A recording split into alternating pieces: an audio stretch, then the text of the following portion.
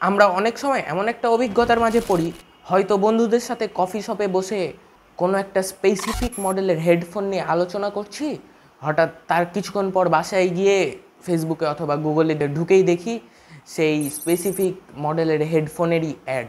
স্বাভাবিকভাবেই মনে প্রশ্ন জাগে, তাহলে কি আমাদের ফোন আমাদের সব কথা শুনছে? তাই জানার চেষ্টা করব আজকের এই ভিডিওতে।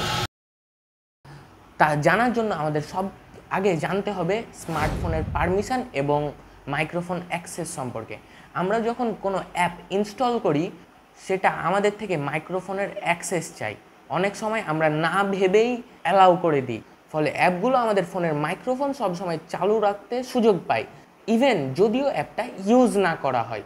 2016 সালে এমন কিছু রিপোর্ট ভাইরাল হয় যেখানে ফেসবুক ও ইনস্টাগ্রামের ওপর অভিযোগ তোলা হয়েছিল যে তারা ইউজারদের ডেটা সংগ্রহ করে তাদের টার্গেটেড অ্যাড দেখাচ্ছে। তারপর ফেসবুক তা স্পষ্টভাবে অস্বীকার করে। তাদের মতে ফেসবুক ইউজারদের মাইক্রোফোনের তথ্য সংগ্রহ করে না অ্যাডের জন্য। তবুও সন্দেহ তো থেকেই যায়, তাই না? এই সন্দেহটা মেটানোর জন্য আমাদেরকে জানতে হবে টেকনিক্যালি এটা সম্ভব কি না।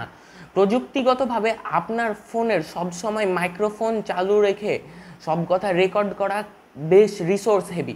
ভিডিওটি যদি ভালো লাগে তাহলে লাইক করুন, সাবস্ক্রাইব করুন এবং ছোট্ট একটা কমেন্ট করে যান। সবসময় স্মার্ট থাকুন, নিরাপদ থাকুন। দেখা হবে পরের ভিডিওতে।